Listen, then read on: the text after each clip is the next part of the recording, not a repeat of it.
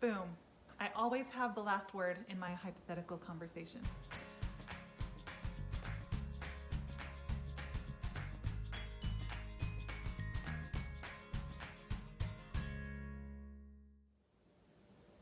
Hello, and welcome to the Share Goodness Show, episode 3.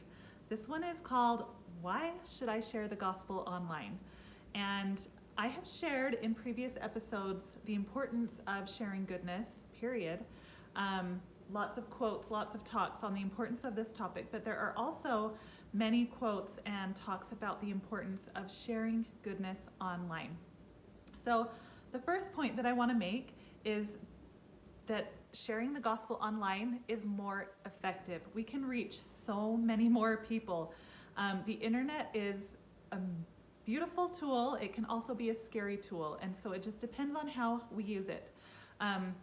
But there have been surveys, there has been a lot of research with the church on how much more effective sharing the gospel online can be.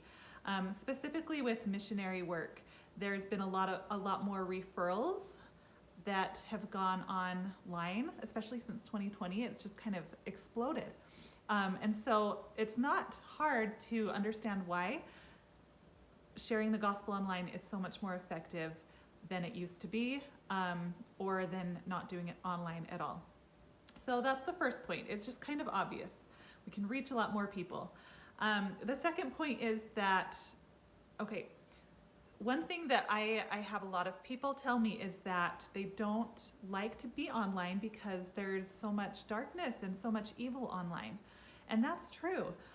But when we share goodness online, we are combating that evil, that dark. So there's a famous analogy that's been used. I'm probably not going to use it exactly right, but if you think of like a very dark room and you bring just a small little flame, just like a match, and you light the match, that can light up the entire room and make such a big difference. And so that's what we are doing when we're sharing the gospel online or just sharing goodness online. We are that flame. And when we put together flame after flame after flame, we are creating such a beautiful light. We are lighting the world, the dark world, especially online. And so the internet needs goodness. It needs light. And that brings me to my next point. The difference between, and the important difference between creating versus consuming. So a lot of people are just really kind of pulled down by the negativity that's online. And I've been there. But if we focus more on creating than consuming, then not only will it not bring us down, but we will make such an impact for good. So I want to share just a quick little story. A while ago, I was scrolling on Facebook, and I don't even remember who it was, but one of my Facebook friends posted that she wanted to quit Facebook because of all the negativity, and it was just bringing her down. And I totally get that, and I've done that myself, but it made me think about it a little bit differently. It made me think that this friend was letting Facebook, a tool, control her emotions. And it's so easy to let that happen.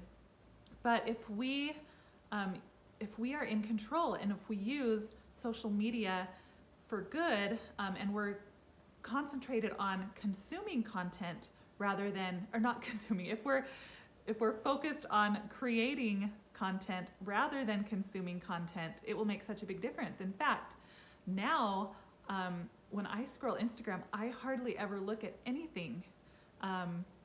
In fact, I don't even scroll Instagram. I'm not even on Facebook that often, but Instagram, I really don't consume that much. I try to focus on creating. So it's funny, when I saw this friend's Facebook post, I kind of had a imaginary, hypothetical conversation with them in my head. Do you ever do that? So this is how it went. So why isn't Facebook fun for you anymore? Because it's full of negativity. Well, what are you going to do to combat all that negativity?